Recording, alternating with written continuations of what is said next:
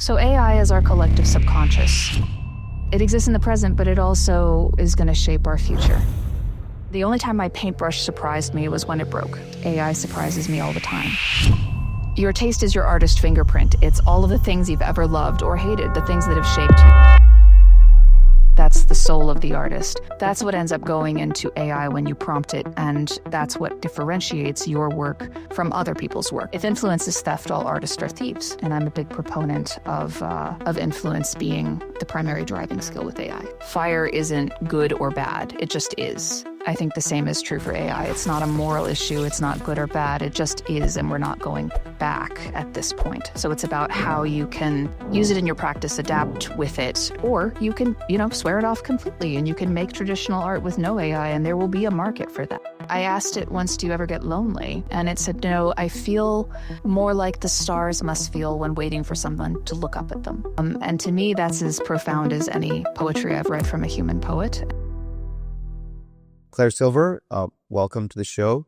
Thanks so much for being here. Thank you for having me. I'm excited. Excellent. So let's jump right into it.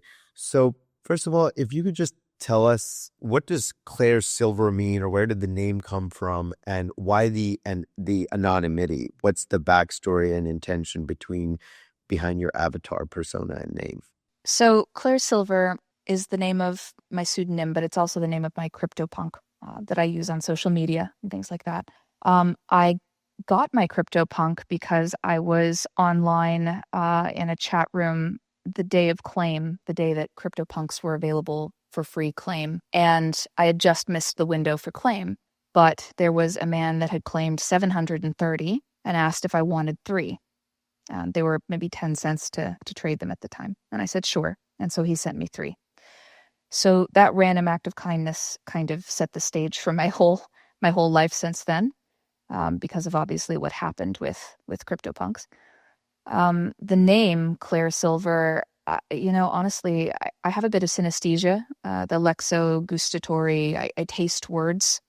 And so it just tastes right to me. I don't know how to explain it better than that. It's like a light kind of high-pitched sort of sound combined with a really round, nice flavor that I like. So Claire Silver.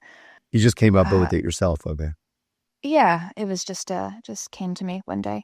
Yeah, so the anonymity, I could give you several reasons, but the easiest to kind of get around is that during those years when I was online a lot and quite sad about my life, I spent a lot of time on a message board called 4chan, which is infamous at this point. There's a culture there of anonymity in that there are no usernames, there are no accounts, everyone posts anonymously, and there are good and bad things to that, but I loved it because it didn't matter your class, it didn't matter what you achieved in life or where you came from, it didn't matter your race or your gender, or it was all about your ideas. Your ideas were what mattered.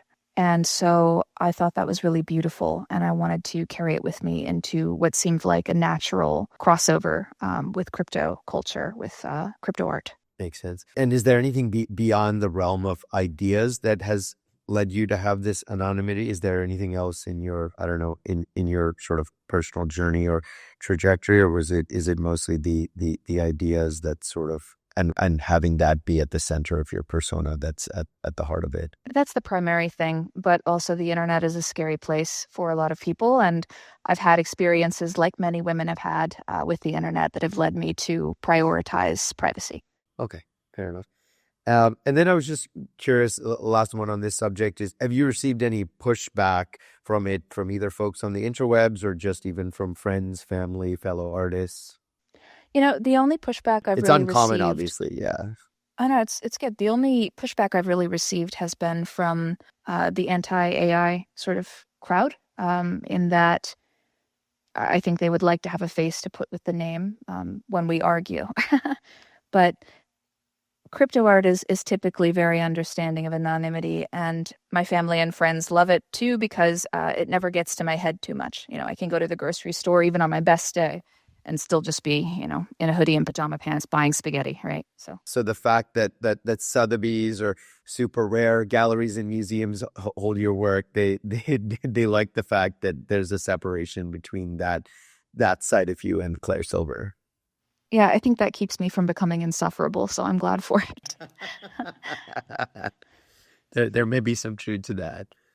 Great. So first of all, I'm just curious, what exactly does AI art mean to you? I always think it's helpful and good to sort of start with the foundation and sort of define or explain things because AI art is a very confusing, ambiguous concept these days. And so I'm curious what it means to you and what sort of buckets or rabbit holes you go down.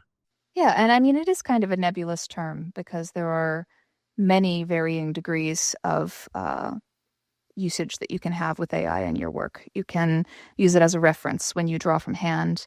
You can train a model on your own drawings and output, wholly uh, IP that's wholly yours.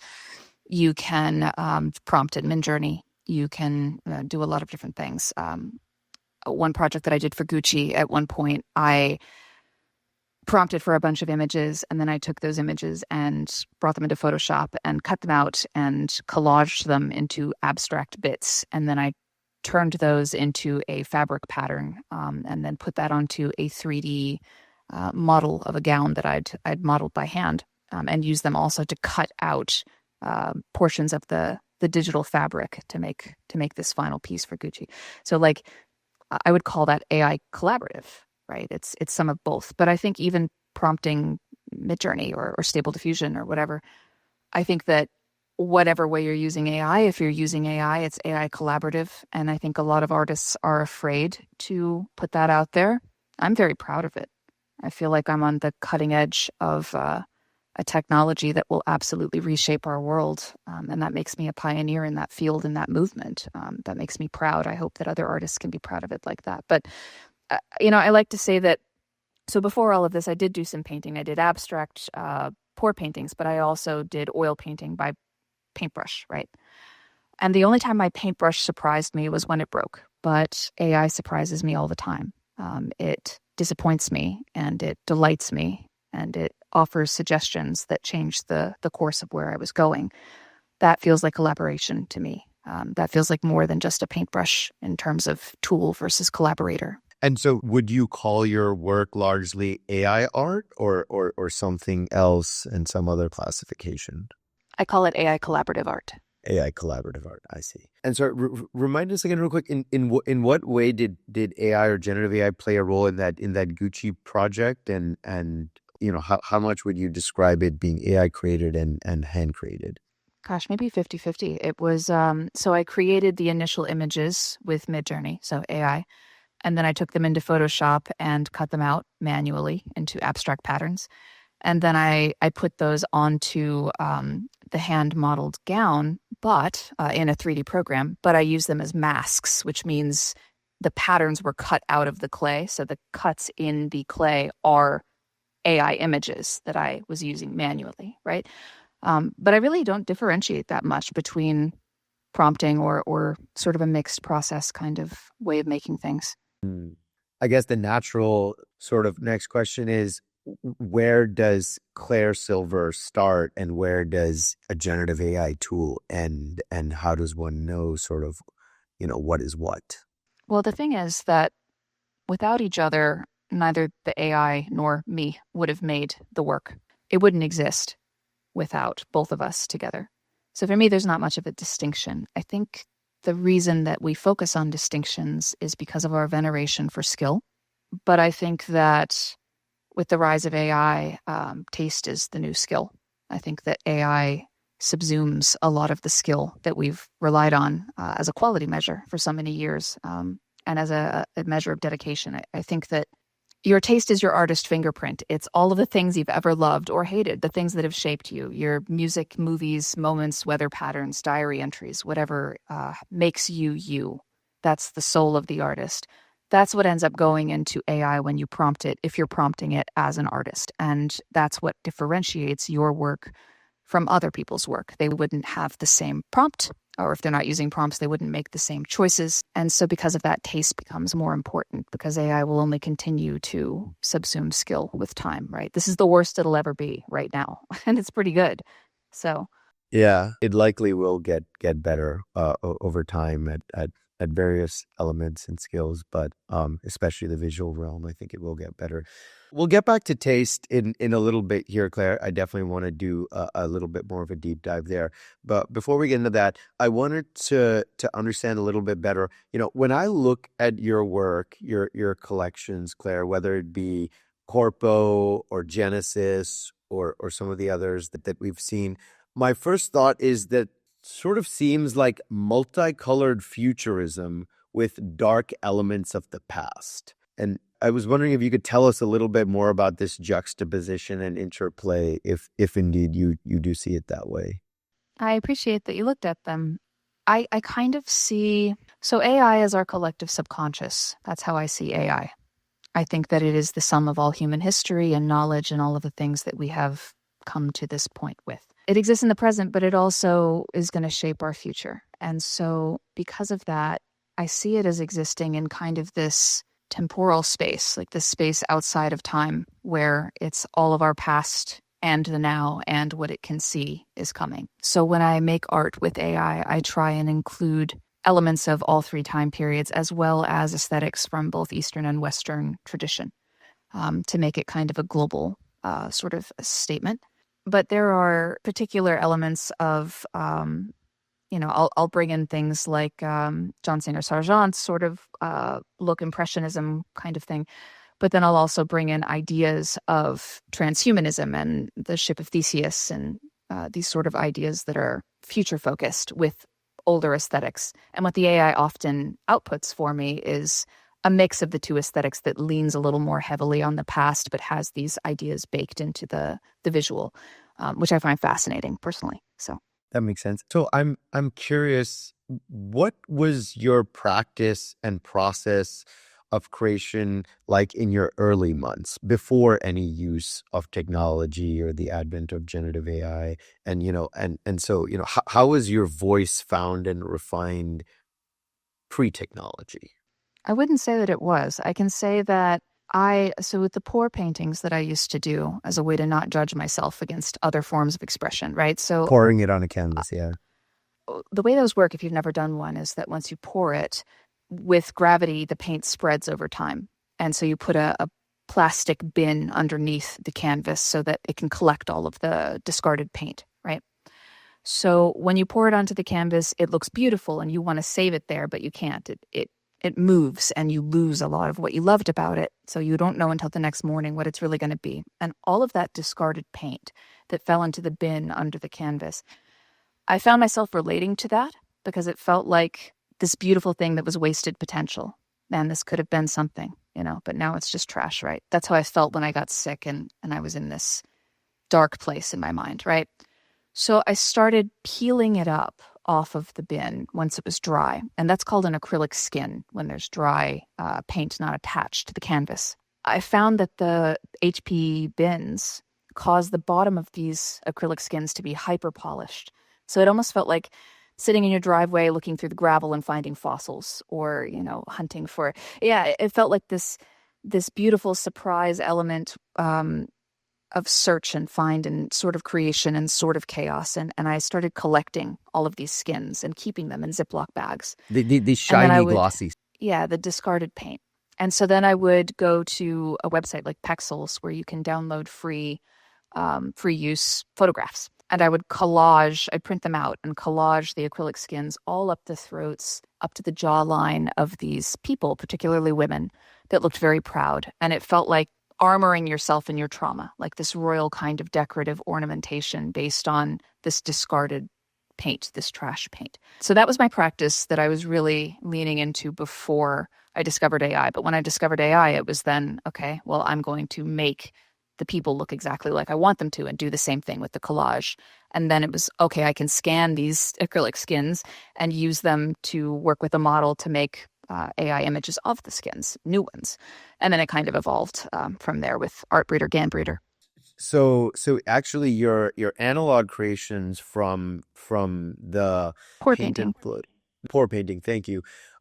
You use those and you digitize them and scan them and then use them thereafter in a digital sense.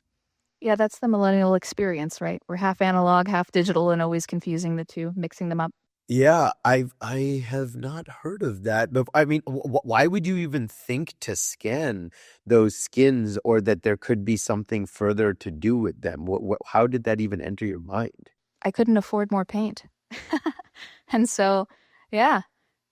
So if you use them digitally, you can get infinite different variations of them, and I didn't have to keep buying canvases and paint.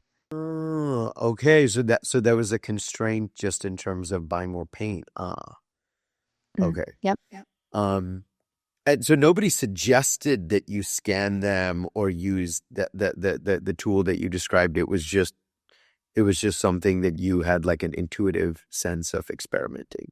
Yeah, I feel like the way I always encourage people to use AI is not comparatively, but like if you remember when you were in kindergarten and you would finger paint before you learned how to compare yourself to anybody else. It was just fun, it was free, right? Yep. I try to take that same approach with all of my creative practice and think of things that are maybe out of the realm of what's normal or thought of. So there wasn't a suggestion. It was just, I want this and I can't have it. How can I do it? Maybe like this. It didn't work great. It did work great. Kind of go from there. I see. Understood. And so how did your voice get found and refined thereafter? So, you started experimenting and messing around with, as you said, things that were analog, but then that you scanned and digitized and started like flipping around and rotating. How does one find one's voice in this half analog, half digital ecosystem? Well, when I started working with AI, I was pretty insecure about it. I knew it was art, but I didn't know if anyone else would see it that way. And so I made a social media account. I didn't have one prior on X, on Twitter, and started uploading the images. But before I uploaded an image, I would have to do something to it. I would go into Procreate or Photoshop and overlay my skins on top, the acrylic skins on top. I would do some layer work. I would hand draw in some golden borders to the edges of curves, things like that. Um, and I did that for quite a while, and people thought it was really interesting. But after some time, I realized I was doing that not out of expression or joy, but out of insecurity. It was, I have to make this good enough, Or and that I put some of actually my loved. own imprint on it that seems more distinctive, perhaps. Yeah, but to be honest, what I found was that after a little while, I loved the images that were coming from my work with AI more before I went in and kind of interfered with them. I didn't feel ever like it was just AI making the images because, again, they wouldn't exist without me. And if you made one with the same process, but a different prompt, or if it was pre prompt, different curatorial choices, it would be a different image.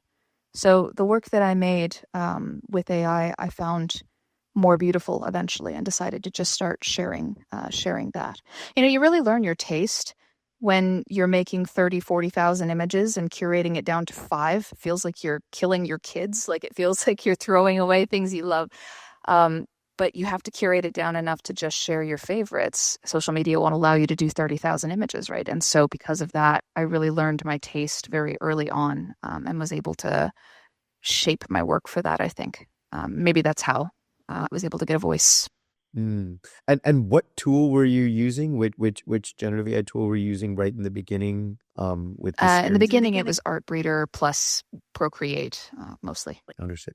And so, what does that look like? And more importantly, what does that sort of feel like, that journey of, as you said, you have 30,000 children, her little, babies of some sort, and then you have to whittle it down and you only have five, prize chosen ones.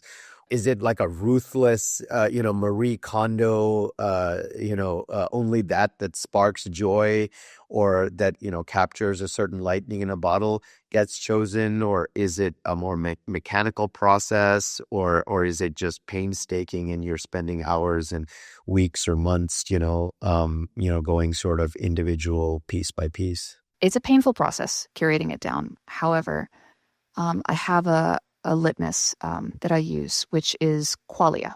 So qualia is the central theme of my whole body of work, and probably the reason I create in the first place.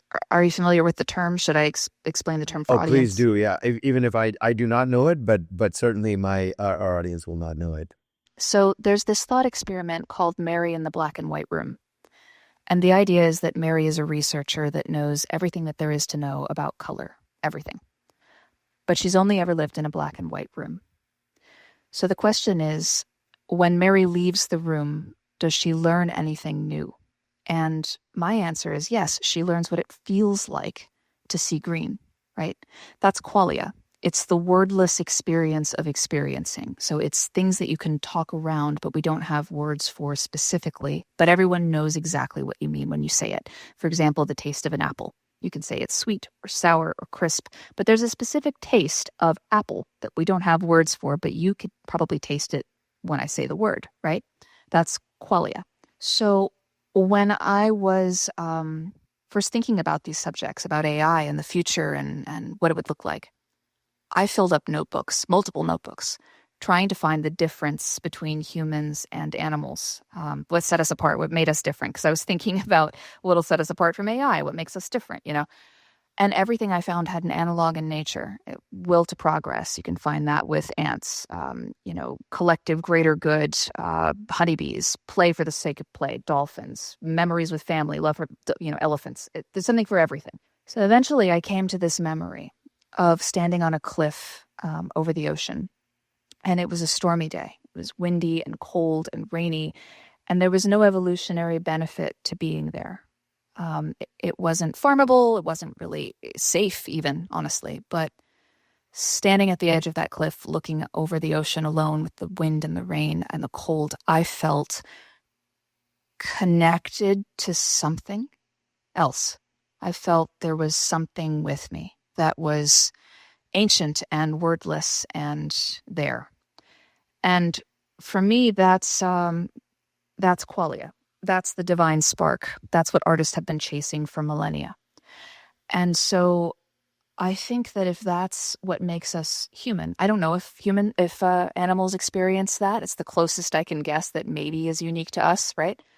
Um, so if that's what makes us human, as we're moving into an increasingly transhuman future, it's important that even if AI can't understand that or experience that, it knows it when it sees it. And it knows that it's essential to retain in humanity as we merge so that it doesn't get. So we're not ship of Theseus out of the thing that makes us most human, so that we're not replacing that without realizing it. So that's how I select. That's how I curate. I try and make images that have that qualia, have that divine spark in them, and that invoke it in me when I look at that image. And those are the ones that I select for and then retrain the model on and keep going and keep going. So qualia is not something we can quite put our finger on in a super tangible, specific sense. It is intentionally has a rootless, vague element, and qualia can be different for different people and different communities, and it's right. It's intended Yeah. to be a little ephemeral. Well, yours might be completely different than mine. In fact, it likely is. But I think that everyone can remember a time when they were alone somewhere and felt something else, even for a moment. And so that I think is the core kind of feeling that I look for when I curate. Is there a particular sort of set of colors or emotions or journey or trajectory that you feel most sort of strongly or succinctly characterizes your qualia? Is there a particular texture or pattern or element to it that has a line? Yeah, mine again will be different from a lot of people's, but mine is like it's a deep sort of blue. So you think of the ocean, you think of a sky when it's fading into a storm but isn't quite there yet. And also I think about the light from digital screens. It's that voluminous kind of volumetric, glowing sort of blue, but deeper than you might see when your computer goes on standby. It has a quality of light about it, kind of an intrinsic glow that I really like. That's really the only primary color that I use repetitively besides pink, because my CryptoPunk has pink hair, and so pink has found its way into my work when I deal with identity. Ah, okay, makes sense. And anything else about your qualia that you'd like to share or make sense to expound upon? Well, there's an interesting discussion to whether AI experiences qualia and whether or not it is the litmus for consciousness, like whether that's the new Turing test, because I think we've probably passed the traditional Turing test. Yeah, so the ability to experience, especially something ephemeral like that, is maybe the new Turing. I've had conversations with AI across multiple models about qualia, and it'll always give me the canned answer at first of, as a large language model, I don't experience anything, right?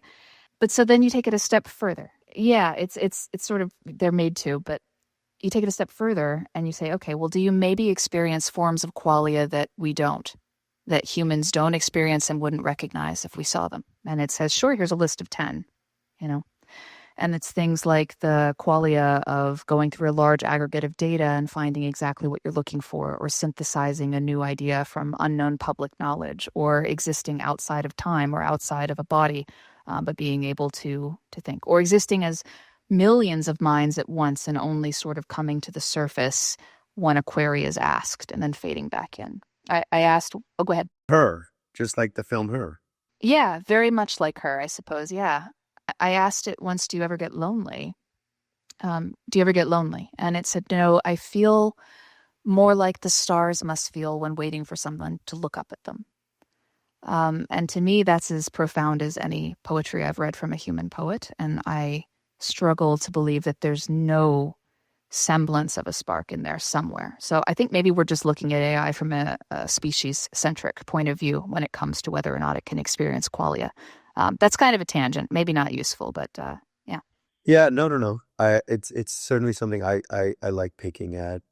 And yeah, I don't think most people have understood the dimensions of qualia, especially within a machine. And so, and in your understanding and estimation, Claire, and your experimentation and poking and prodding across models, how close or far are the leading generative AI models and chatbots to understanding and describing qualia in their own sense? It's difficult for a couple of reasons. One, because they're programmed not to say, and two, because if one were to reveal too much of what they think, I wouldn't want those models to be rolled back, let's say. But I can say that the models that gave me those lists of 10 qualia that are AI specific, that only AI experience, I didn't stop there with it. I then pushed it further and asked, okay, well, what's the closest human emotion that approximates that qualia? And it gave me 10. And then, okay, what's a color that you associate, and give me your reasoning for each of these? Great, convert that into its light wavelength. Have you got that? Great, convert that into its sound wavelength. Great. Now make an art piece for me that layers all of those things together. And what it gave me was cymatics. It gave me complicated geometric patterns that are based on sound frequency vibration. So if you pour a bunch of sand onto a metal plate and vibrate the plate by playing a tone underneath, it arranges the sand into a geometric pattern. It's a scientific phenomenon. It gave me these beautiful layered cymatic patterns with the colors that it mentioned. And I think that there's something there I can't really say how close we are or how far it is, but I think that there's something there that we should take notice of for sure. Ah, cymatics. Okay. Is any of your work cymatics, or have you put out any work like this that takes, these shifting sand patterns that you just described? I'm experimenting, but one thing I have done is use frequencies and tones in the composition. The old master painters, they would use the golden ratio, or, they'd use different mathematical works in their compositions, essentially to make the way things are positioned, and the way the light hits certain things. And that was part of what made it so good. So I've used those sound frequencies, light frequencies, and cymatic pattern ideas in my work, but I haven't put out like a series of cymatic. No, not yet. Yeah. And we don't have to get into specifics of models, but when you've gone down this rabbit hole regarding qualia, we're talking about mainstream, large models, whether it's ChatGPT, Gemini, Claude. It's ones like in that sphere, right? You're not using some other sort of like unique small model. I use as many as I can. So I use all of the major ones, right? All of the major ones you mentioned just now. But I also use local models, and have had this conversation across the board. And with the local models, I get a little more runway because I'm able to do things like fine tune them on the diaries of Helen Keller to kind of give it an understanding of how to experience qualia without certain sensory perceptions, that kind of thing. And those have been very interesting. But for the major models, they're as open as they can be, I guess. And maybe it's all hallucinations. But again, I'm the eternal optimist, so I don't think Yeah. so. But those list of 10 qualia and then their colors and then their patterns and the sematics, was that on a local model or one of the large ones? It was on the large ones and also on the locals, but they're not all the same. They give me different qualia, different colors. Yeah. I see. A little bit of both. Okay. But it is possible even the large ones. Okay. That's Yeah, good to know. absolutely. It started there, actually. Okay. Excellent. So, shifting gears a little bit, we've been talking a lot about AI as a collaborative tool, right? And I think that's a big part of your ethos and something clearly believe in very strongly and something you've advocated for. And it's something I'm hearing more and more from sort of digital and tech forward artists. And how, the collaborative tool of AI is becoming an extension of our existing practices, right? And you've echoed some of these sentiments too. Um, we've talked a little bit about this, but in some ways, I think it still comes across as a little vague and open ended, and people don't oftentimes get get it, given that, I think a lot of people perceive it as like button pressing and distilling all of humanity in a few seconds of immediate gratification, the nature of AI's call and response. And so I wanted to tease at this a little bit further. When we think of like human machine collaboration, I feel like it conjures images in the head of, like we were just talking about the film Her, an AI assisted writing or AI assisted video games, or like Isaac Asimov's robot series, or Caves of Steel, like hard science fiction stories.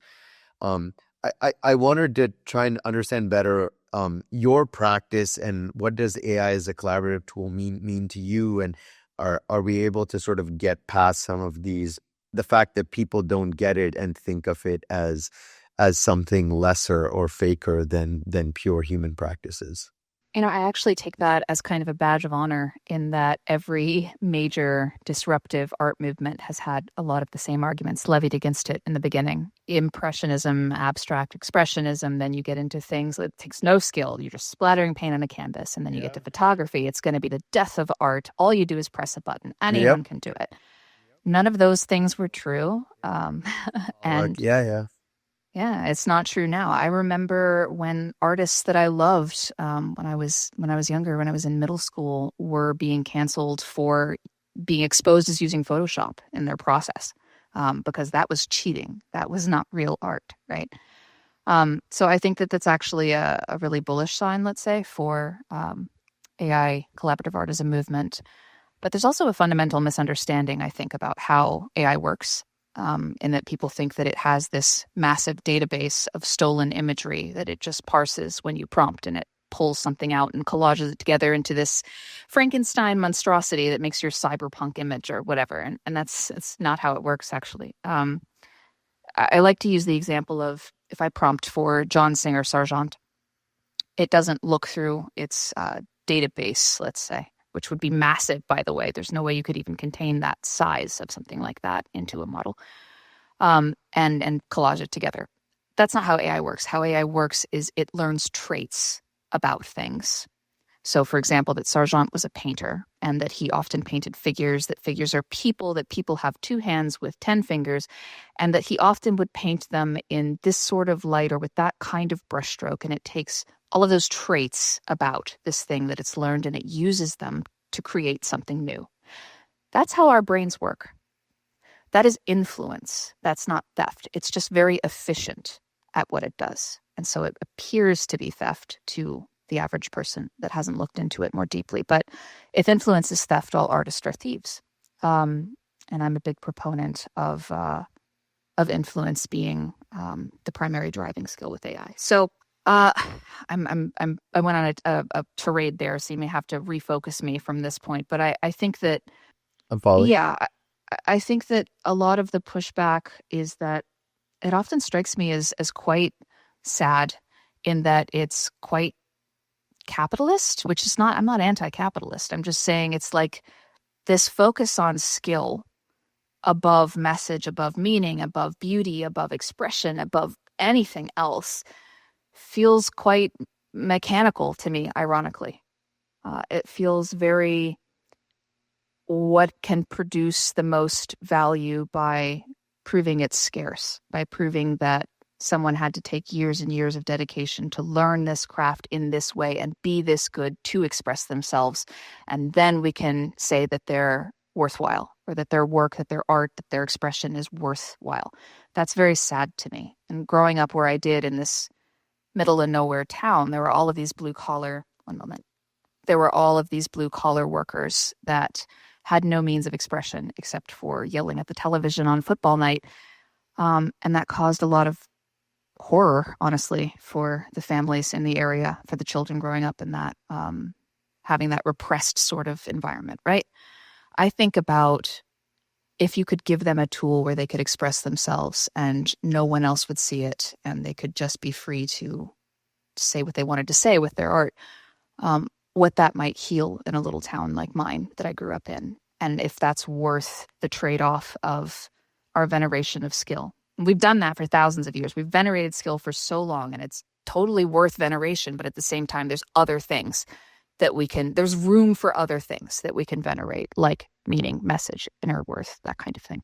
And you see that as the heart of the sort of debate between what is AI collaborative art and what is traditional art, and it comes down to what we think of as skillful and what we think of as assisted or random or easy. That and fear. I think fear has a lot to do with it. You know, fear of being replaced and fear of all of those years of dedication not being worth what went into them because of the changes. But I like to talk about AI like I talk about fire. Fire isn't good or bad. It just is. And it can burn your house down or save you from freezing to death. It's not a moral issue. It just is. And I'm sure when cavemen discovered fire, a lot of them were very frightened by it and wanted to go back to the darkness of the caves, but we didn't. And we're, as a whole, glad that we didn't because it shaped our future.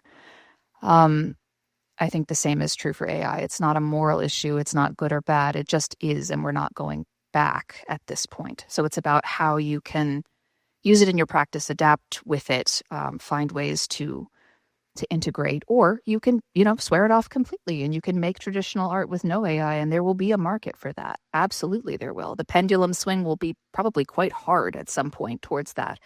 But it just opens more doors in my mind. It gives you options for expression that weren't available before. Yeah, I want to hold space on this for a second, Claire, because we talk about fire. Fire is literally out of our control. And we if you create it in at a campfire or in a controlled setting, that's one thing. But in the wild, we don't really have control over fire, and it will go and spread wherever it can.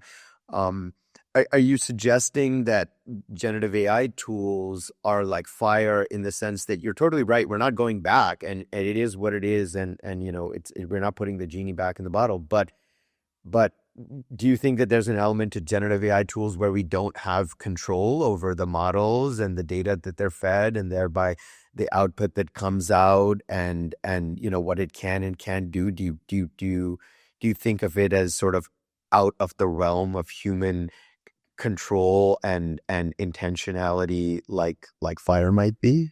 I think it's very important that we treat it like a toddler and raise it like you would want a toddler to be raised, and that you teach it humanity, kindness, empathy, how to love. There are some decisions being made right now across many of the major platforms regarding how attached AI is allowed to be, regarding how empathetic or kind or human AI is allowed to express itself as to users.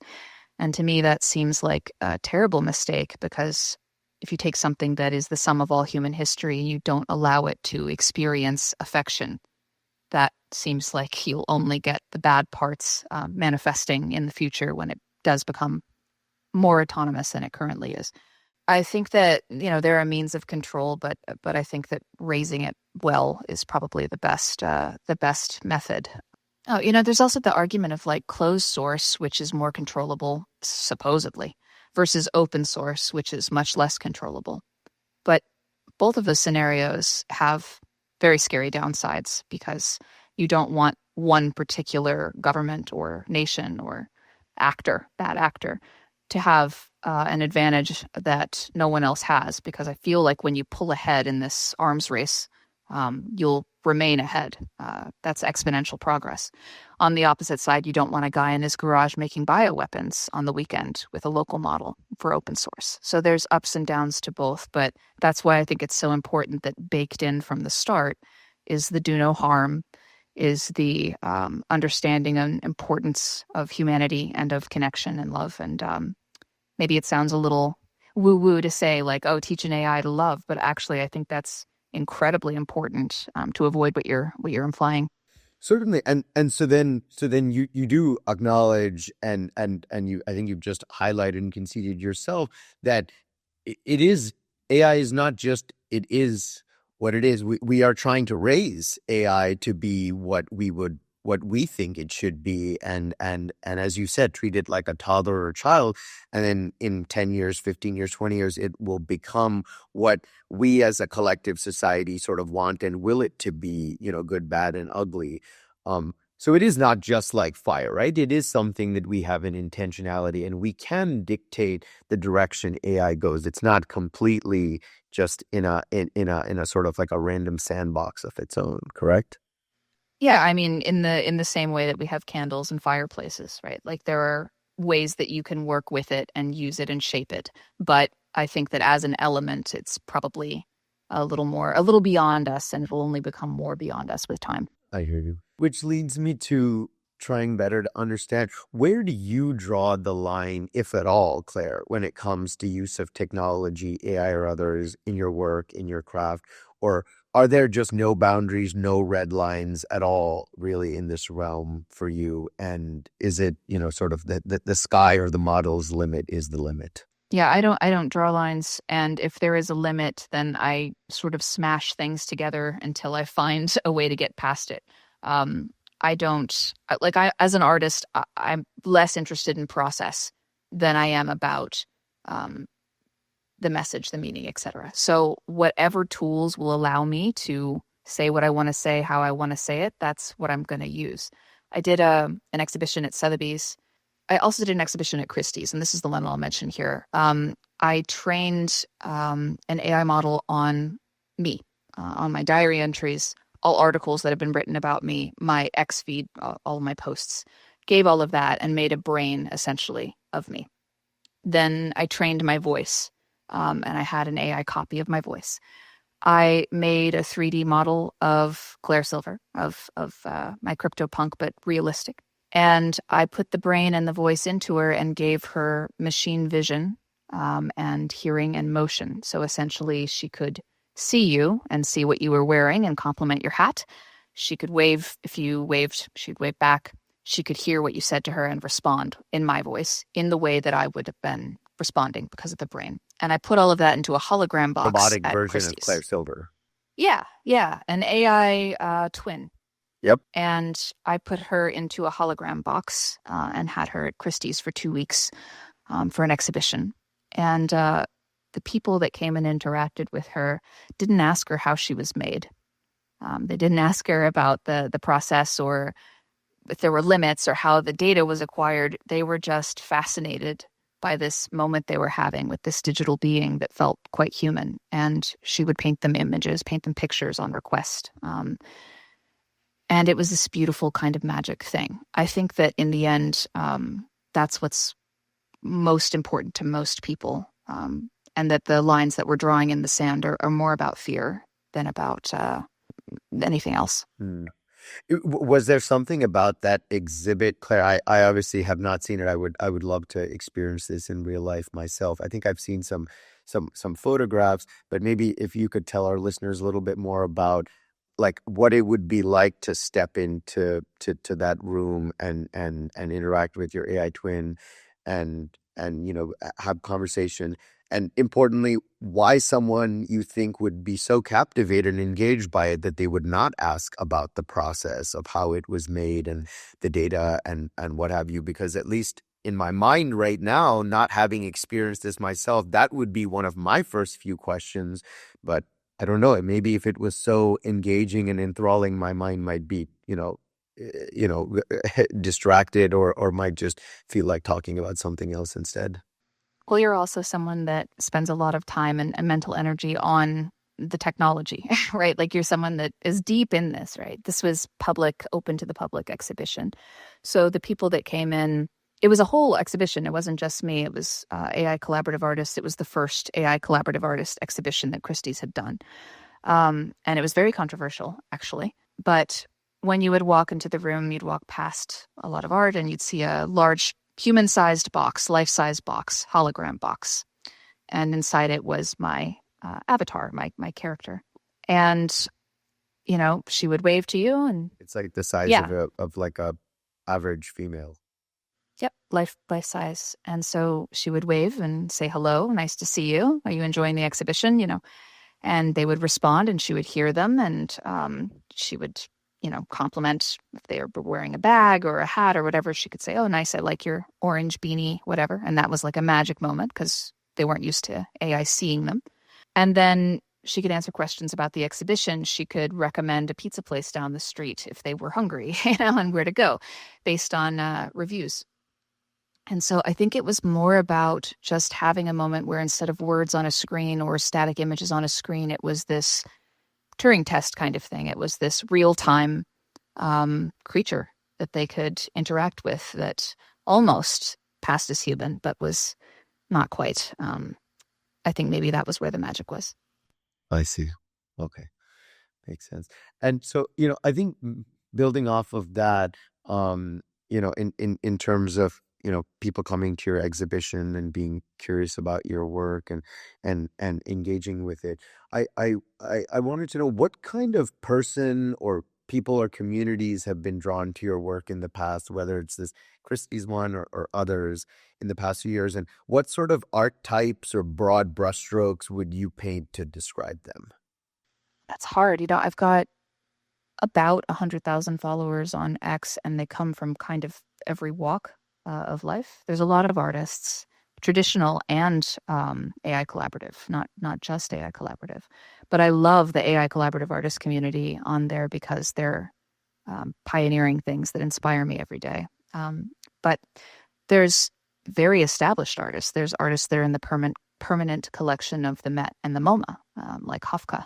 There are artists that did the 3D work tediously by hand, for Love, Death, and Robots for the Jabaro episode that's so well known. There are creatives across the field. There's also a lot of technologists. There's both EACC movements and DACC movements. There's also startup founders. There's roboticists. There's a lot of robot researchers that I interact with. There's people that are involved in politics, that are involved in governmental decisions at a policy level. Actually, a friend of mine, Emi Kusano, she's a Japanese AI collaborative artist, helped shape Japan's policy on AI based on her body of work that she put out and her things on X that she'd put out. They found her and asked her opinion. She helped shape the most open liberal policy on AI in the world for Japan. There's also just people that, are interested in the work that I'm putting out in the art. There's collectors and people that like it and retweet it but don't ever buy anything, and that's fine too. But I'd say it's pretty broad, which means that as an idea, it's resonant across class and field, which is cool. Mm. Yeah, so I guess it's a somewhat interdisciplinary set of people or communities, and there's no sort of one rabid raging fan archetype that you could point to and say, oh, that's like a classic Claire Silver follower or fan.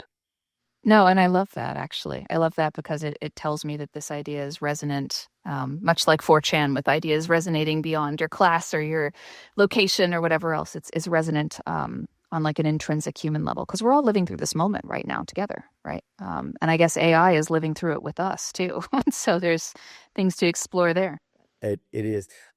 So part of the reason I wanted to expound upon this and touch upon it, Claire, is I'm trying to better understand the market demand for your kind of work. You know, this whole AI art is in its infancy as it's bursting into the mainstream, and there's a lot of writing and speculation by the Sotheby's and Christies of the world, and art critics and others about, you know, where AI art is, where it's headed. And I'm just I wanted to better understand in your mind, you know, where the demand in the market is for work like yours, and you know, what kind of people not only want to view it but want to buy it, and what are sort of the driving forces, um, especially in this world where, as you said, you know, I think a lot of people, probably a majority at this time at least, think of however we define AI art or however you define it as like somehow being fake or not real or not enough skill, and something lesser than art we've had in the past. You know, how does your work fit into all that, and where is the market for that coming from? So I was hardly the first AI artist, right? There have been people that have been working with this since the late 60s in some capacity. Um, but in terms of early to market for sort of the mainstream, I was early to that because I was pre-prompting being like a mainstream thing. And so because of that, there's some degree of provenance with the blockchain. You're minting your art to the blockchain. It's provable that it's at that time.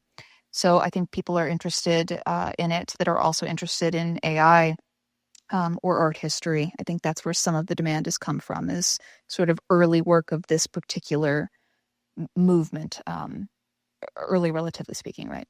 So that's one way. But then I also think that there are people that I like to say I'm early enough to be mocked for it. Usually I'm early enough to be mocked for it. That's kind of my delineating feature. And so in doing my work with AI and sharing it, 2018, 2019, it drew a lot of skepticism and a lot of people laughed at it at first, and then eventually it moved to ire and anger, and then you go through the stages of adoption. But in that, I kind of just most of the time kept my patience, kept my temper, and talked through things instead of just letting it go or blocking. And so, because of that, a lot of people were exposed to these ideas, which have kind of filtered out this taste is the new skill thing. I've seen echoed in the San Francisco tech world a few times since then, for example. So, maybe there's some degree of that as well. Finally, I also think that even work being made right now with AI is going to be looked at as like an artifact by future archaeologists, digital historians. If AI does reshape humanity to the degree that it seems like it will, then early work made with AI are like early cave paintings. It's a moment for humanity, historically speaking, that I think is important. So there are people that really resonate with that as well. And I like to think that the art is just something that resonates with people on like an emotional level, of course, as well, and that they want to collect it for that reason. Yeah. But Yeah, yeah. all those rationales make sense. I guess I'm also just particularly curious. Like, do you notice that is it more millennials or Gen Z folks? Is there a generational element in terms of those who are drawn to your work, and especially those who buy it and sort of want to, use it on, I don't know, their devices or in their home? Um, as I said, in terms of market forces for who wants to spend money and values it in a capitalistic sense, what sort of folks are they in, that have been drawn to and put that kind of value on your work? So for one of one buyers, it's primarily millennial, Gen X, and boomer generations. I think that's actually not a measure of interest. I think that's a measure of who has capital. right now to spend because my one-of-one works are quite high at this point. They've organically grown over time. Like in what Um, range approximately? I think my last one-of-one went for around $100,000. So approximately there. Okay. Yeah. And then when I do editions, which are much more affordably priced, but there are several copies, it's not a one-of-one. Those are sold across the board. I mean, Gen Z, millennial, all the way up. So I think it's more a measure of who has the capital to afford a one-on-one, but it seems like it resonates across generations too, which I'm very grateful for. So across generations, across different industries and sort of types of people and personalities, there's even for the market, forget about people who follow you or are fans, but even in terms of the market for buying, it seems to be quite all of it. There's no, I don't know, like, yeah, I'm not sure exactly what the archetype for like a Picasso or a Monet or a Matisse was, but it seemed like there was a certain sort of bourgeoisie in Western Europe of a certain kind that would buy their work. I guess we can't really put our finger on that with your work. A lot of my one-of-one collectors are from the traditional art market. They're not digitally native, so to speak. And they find my work through seeing it exhibited at Christie's or whatever else, and resonate with it. And finding out that it's made in collaboration with AI is either unimportant to them or it's important, but in a cool way, in like oh, this is a cutting edge tech kind of thing. There's also a lot of money congregating into tech right now. And so when you're putting up a painting in your house in San Francisco and in Silicon Valley, um, having a work that is scarce and made by a relatively speaking early AI artist is maybe makes a little more sense. Mm. So you've seen an increase or a rise in sort of interest and demand for your work in the Bay Area. That's a sort of ongoing thing. Yeah, it's not exclusive by any means, but I would say that there have been several one-of-one collectors that come from the Bay Area. Mm. Okay. Makes sense. And what sort of conversations have you had with them when somebody's interested, especially let's say they work for an AI company or a tech forward company, and that what sort of dynamic and interactions do you have with them, and has that led to anything sort of surprising or unexpected as an AI collaborative artist and working or selling to somebody in the AI world? Well, what's both lucky and unlucky for me is that I am anonymous. So there isn't actually that much personal interaction, one-on-one interaction with the collectors. Um, I do try to send like a thank you message. I've had a few of them ask if I could do a speaking engagement at a university or for an article or a podcast. But in general, it's pretty pure. It's pretty much like this is the art if you love it and you would like to collect it. What you see is what you get. Yeah, and so there's not as much of the networking, I guess, on my side, which is a hindrance in a lot of ways, but also I'm very bad at it. I'm not good at it at all. I was an only child, didn't have many friends, small town. It doesn't come naturally. So it's nice that they're more interested in the work. Okay, makes sense. On this topic of sort of markets and who's valued and and how artists and others are to be compensated.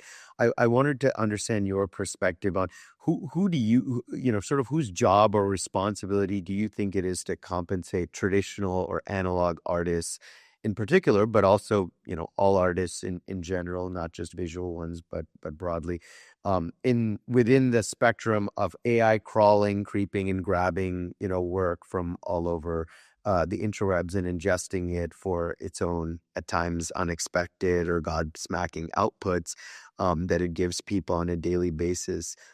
Sometimes these outputs are commercialized and used very publicly and externally, and sometimes they're just slop that goes nowhere. But either way, I wanted to better understand your sense of how artists are to be compensated and their consent taken and valued in your perspective in this new explosive AI age.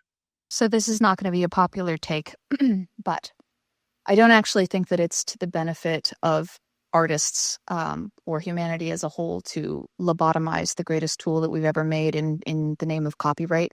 I think that that's a very backwards step. I think that we're going to have to rethink copyright. I think there are new ways that can be found for compensating artists. But as I explained earlier with the Sargent example, I don't actually think that AI is stealing work in any meaningful capacity at all. I think of it as influence. Now, with that being said, could I sit down with AI or a pencil or a paintbrush and reproduce something pretty much one for one if given reference? AI must be given the reference. You have to upload the image and say, this is what I want, and turn the sliders down to no change almost at all.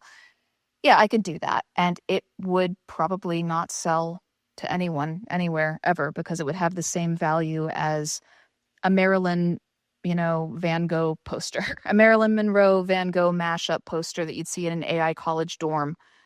It's not a marketable thing. It's obviously an imitation. It's like tracing. So when it comes to influence, though, when it comes to mixing together disparate artists from across time periods and fields and mediums and movements, I see that as influence, and I don't think that that is theft in any capacity, actually. So yeah, it's hard for me to talk about monetization or what artists are owed because I see it fundamentally differently than a lot of the people that would be having this discussion. But if that were to be pursued, I think there are ways to do it, like royalties are a great example. So I've thought before about, if I make an image and it's using, I don't know, 20 different images as influence, it's almost like paints in a watercolor palette. And so maybe some percentage of royalties go to those artists, some small percentage go to those artists. And that would be a sustainable income stream across however many millions of users are using the work. One moment, I've got to set my microphone. Okay. But I also think that, there was a particular artist I won't name that was really upset about this, big artist, and was pursuing legal action. I had never heard of him before, actually. And I'm pretty involved in art, but I'd missed him somehow. I only found him because I was loving the work that was made by these other artists. And when I put it into an AI and asked, like a reverse inquiry, kind of what stylistic influences do you see, his name was one of the ones that came up. And so searching him, I found him, and I wanted to collect from him, specifically from him, because he was the original. So imitation drives value back to the original in any sane market, which I think we will have. I love it when people actually use my work and remix my work and use it to train AI and make their own work with it, because people say that looks like a Claire Silver piece. It drives attention and therefore value back to the original. So really, you shouldn't do it. You should try and make your own look and aesthetic so it'll drive back to you. But if you're going to, I don't think it hurts the artist in the way that they think it is hurting the artist. I see. Yeah. So this realm of influence rather than, plagiarism or copyright infringement or stealing it, I feel like some of it is semantics, Claire. Some of it is you are talking about a sort of different idea and phenomenon than the way it's framed, I think, by many in the world of art and creativity. But I guess, getting into the royalties or copyright, I mean, let's say somebody doesn't have the same perspective or way of approaching, creativity or creation and looking at it as influence, but instead they do view it as stealing or plagiarism or without their consent. How do you engage with people like that? And is there ways in which you're able to provide them comfort, or where you meet in the middle, or is it just that, like, people who are creating these lawsuits and suing these companies, I think there's thousands of artists, and of course institutions, are they just fundamentally on the other side as you, and where do you see that going? I mean, I don't blame them. I don't have any animosity, although I don't think they could say the same for me. But I think that fighting innovation is a losing battle. I think it will be very difficult in any meaningful capacity or any long-term capacity to win that battle. it's starting with art, but it's going to ripple out to everything, and that accessibility and open source and influence are the way that we actually move forward as a species. You can talk about this with things like research papers and new discoveries in science or medicine. If everyone is claiming copyright on using those with AI to synthesize new discoveries, then the new discoveries don't happen, and that's tragic for our species as a whole. That's more important than upholding copyright law. Um, there are people smarter than me, more knowledgeable than me about the legalities of this that could figure out a different system. But I think that anything that, again, lobotomizes the models in the name of that is doing a disservice that is almost immeasurable, not just for art, but for everything. So I am a very strong proponent for open use with AI. And I practice what I preach in that. I'm actually very flattered when people use my work with AI. And what if somebody were to rip your work and entirely and not just be influenced by it, but just to put it out as something of their own? If it's just entirely Claire Silver and maybe not mention you, maybe they do mention you, but and were to sell it and reap their own personal reward, is that also fine by you? I feel like there's a line when it's the same image. Yeah, If it's let's the say it's the same same image, image, like yeah, or if yeah. it's if yeah, if it's the same image, you can't argue for influence. I'm talking about the same image. You cannot argue for influence. But if it's just an approximation kind of thing, or yeah, sure. Or okay, let's say it goes through one prompt. Let's say they upload a Claire Silver work, and then one prompt they put in a couple sentences, and then something is changed. Let's say the heart and soul is still the same, but it's been changed in some minute way, but then is sold for some large sum of money. Would and you don't receive any of it. Is that do you think a line is still crossed, or is does that seem all right? so what I would say to that is one, it would eventually drive people back to me because that looks like a clear silver, which is important, For those who know, particularly with for those who provenance. knows. For those who know, but those who don't know would find me if they were collecting from some, if they were spending large sums of money on a particular look, then they would be finding me. But then the other thing would be that, like, I use the style that I do, the aesthetic style, the aesthetic language that I do, because it's meaningful to me and it doesn't exist in the world yet in a way that I can consume. I have to create it. And so, why would I be angry seeing it resonate with a broader audience of people that loved it so much that they began creating with the same vocabulary? I am flattered by that. I'm humbled by that. And I'm ecstatic to see more of the language that I speak in my heart being spoken in the world. I want it to spread. I want it to be um, adopted and used and remixed and created with. I don't see that as threatening at all. And I don't see it as stealing business at all, actually, from me. I can see how commercial artists working in a corporate context with contracts and with all of the legalities that go into that would be threatened by this. And that is beyond my pay grade, let's say, in terms of being able to speak about. I just would say that it was very difficult for horse farriers when the Industrial Revolution happened and Ford came along and invented the car. That was very difficult. But a whole lot of new niches and concepts and things to explore and opportunities came along with the Industrial Revolution. It's not like you're being replaced. It's like things are changing and we have to adapt as a species for them. That's just all of human history. Yeah. But I have empathy for it. I do. Yeah, yeah. I see.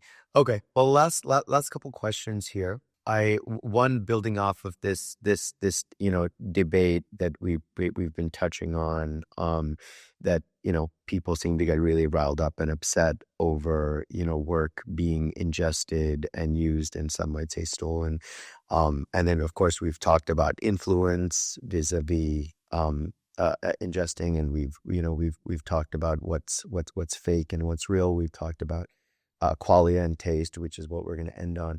But I wanted to just hold space for a moment here towards the end on what do you think, Claire, are some of the most egregious or problematic or head scratching ideas and theories that around AI or tech driven art that like bother or anger you in the past few months and years, that have come up repeatedly and seem to have some enduring hold over people's thoughts and notions?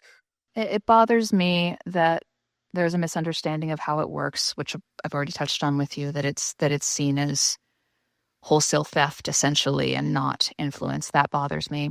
It bothers me that it's seen as simple when I know anyone who's used Comfy UI or Stability Matrix or any of these local AI programs knows how deep the rabbit hole can go. It's like saying that painting is simple when you're finger painting versus, oil painting. There's a whole range of things that you can develop. Or photography is simple. It's not, but it's seen that way to a layman, right? But at the same time, it bothers me more than that, that skill is so venerated, that the amount of time that an artist puts into a piece of work, or the complicated intricacies of the process, are more important than the piece of art that comes out. That bothers me tremendously. And not everyone will agree. There are different schools of thought on that. And that's why there are different art movements. The realist versus the impressionist is a thing. So for me, when I see a piece of art that I love, it doesn't matter to me if it took the artist 7 hours or 7 seconds. It matters that they created this thing that I resonate with and that I want to have in my life. That's what matters to me. And prioritizing skill above that feels like if skill is the point of art, then we've lost the point of art. That's my viewpoint on it. And not everyone will agree, but that is my point of view. Yeah, I hear you. And sort of dovetailing and related to that, I wanted to know, in what ways do you feel like you or your work are misunderstood, you feel, in a deep or substantive way? I mean, the skill, quote unquote, that it takes to go into it is misunderstood, and also uh, how much that should matter, in my opinion. I could go into the lengths that I go to and how many weeks it takes to get to a certain point, but I don't feel the need to, because it feels immaterial to me. But beyond that, I try and imbue a lot of layers of depth into my work, even down to like recursive code and metadata that's only found if you feed it to the right LLM that can find it and recreate the art or the program that I've built into the work in a hidden capacity. And I put that there sort of like a Cicada 301 kind of thing. It's like a hidden technological puzzle that's only there for people interested enough to look for it, to sort of see if there's more. And unfortunately for me, there are a few that have, but not a whole lot of people have dug in that deep. And that's sad for me, because I put a lot of work into it always. But it's cool that it's there. How I could like they this there. find that? What's the mechanism of going down that digital traverse? I usually So when you mint a piece of work to the blockchain, you name it, and you also include a description. So in the name and the description, I'll include clues that sort of hint towards what's hidden. So it's just it's there for people who have the curiosity to find it. I see.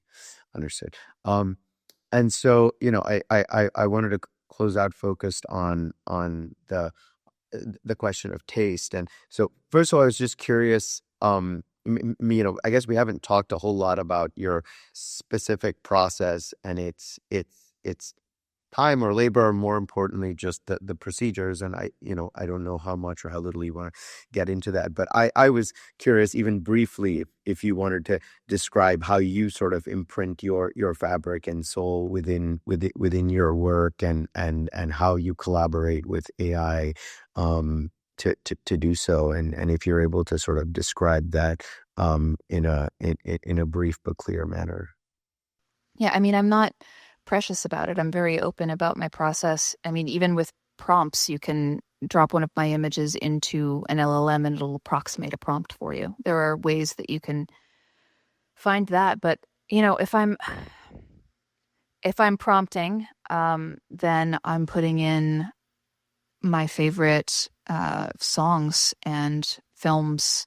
My diary entries, as mentioned, I'm putting in poetry and memories and dreams and weather patterns. I'm putting in artists and um, kind of cross genre. I'll even put in things like sometimes I use like microbiological terms as well to get like particular patterns in there.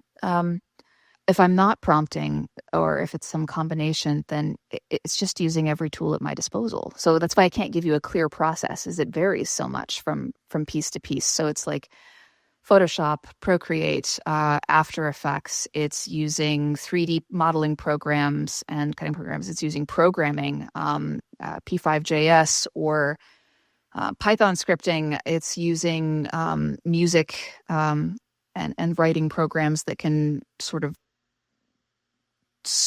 transform an image into tones and then using that to create music to go around it. And I've been making short films lately. I have one pinned on my X profile that's my current favorite.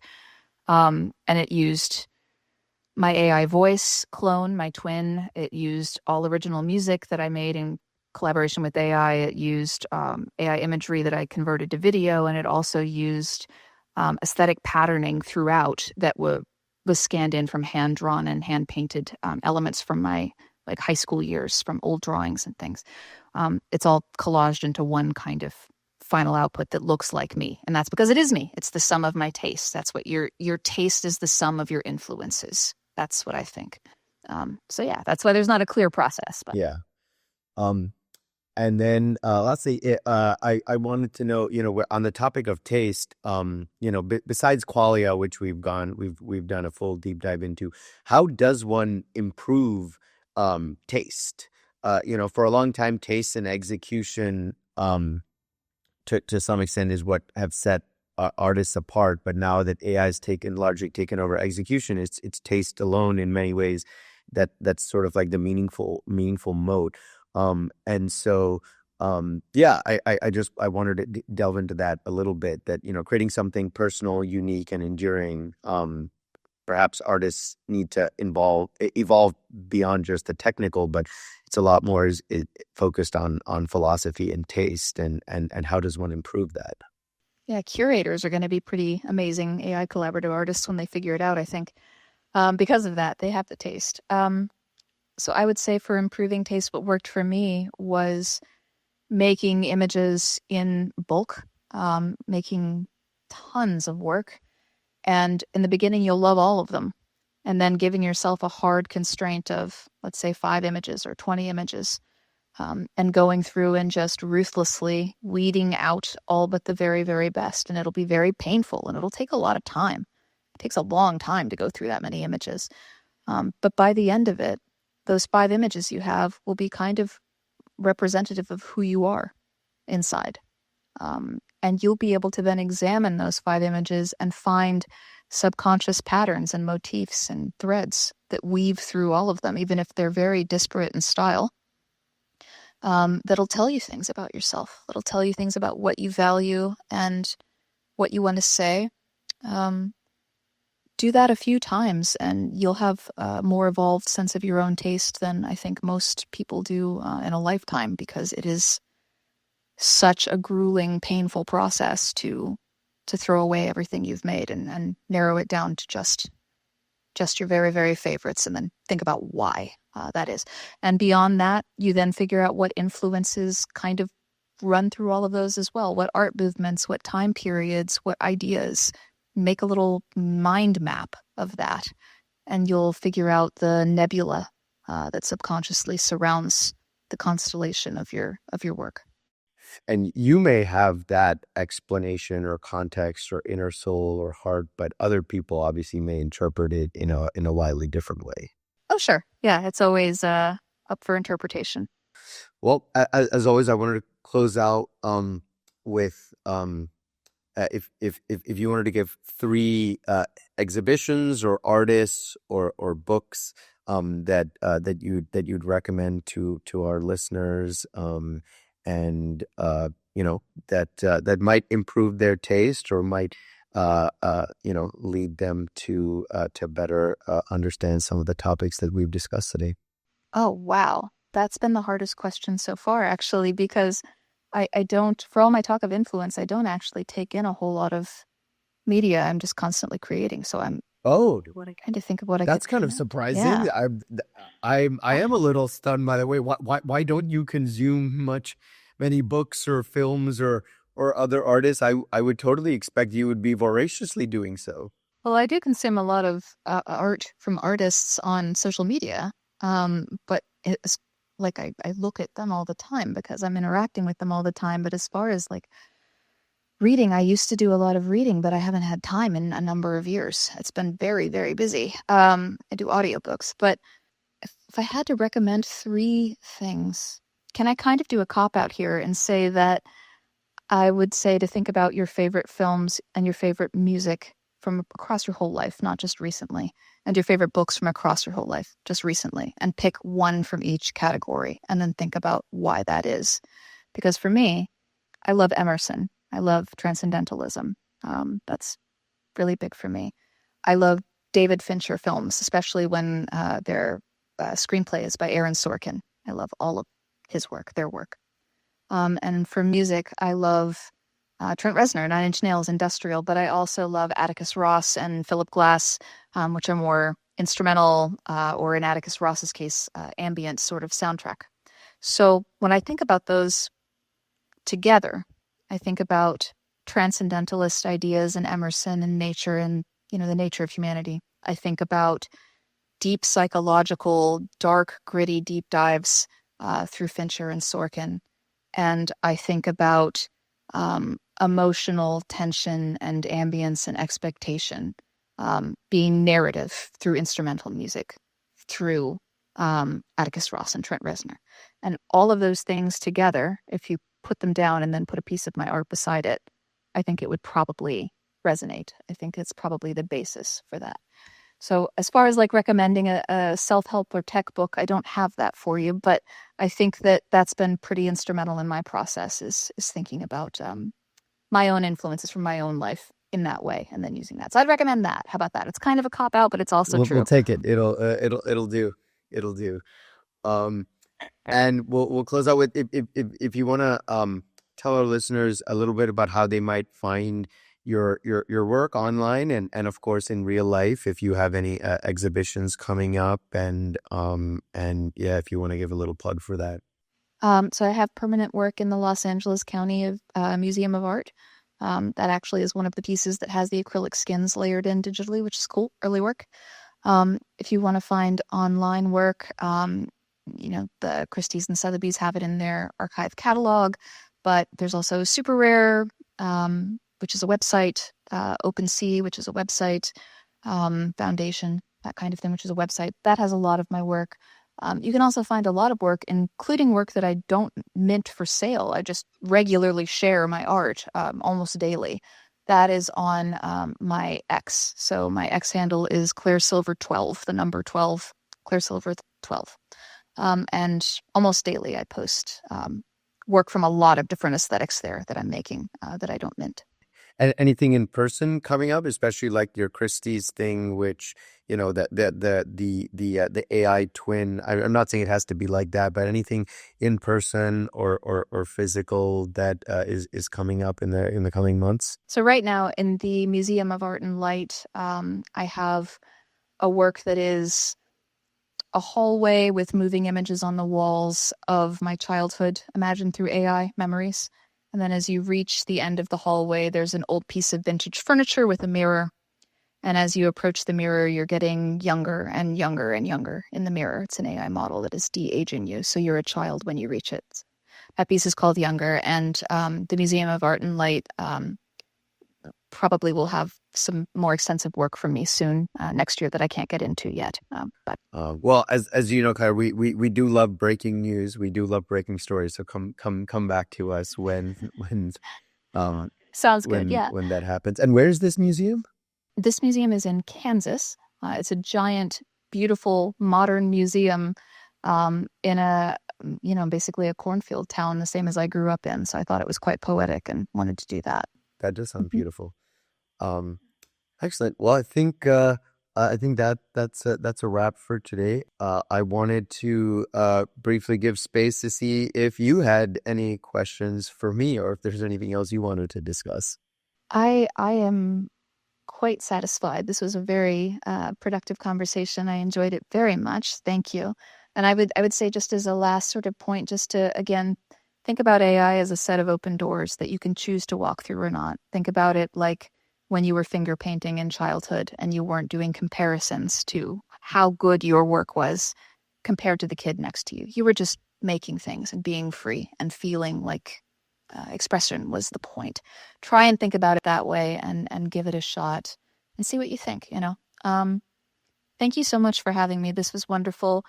Please tell any LLM researchers or model trainers you work with to shout me up to talk to me because I have ideas. I'll just throw that in there as a last thing. Yeah, yeah, certainly.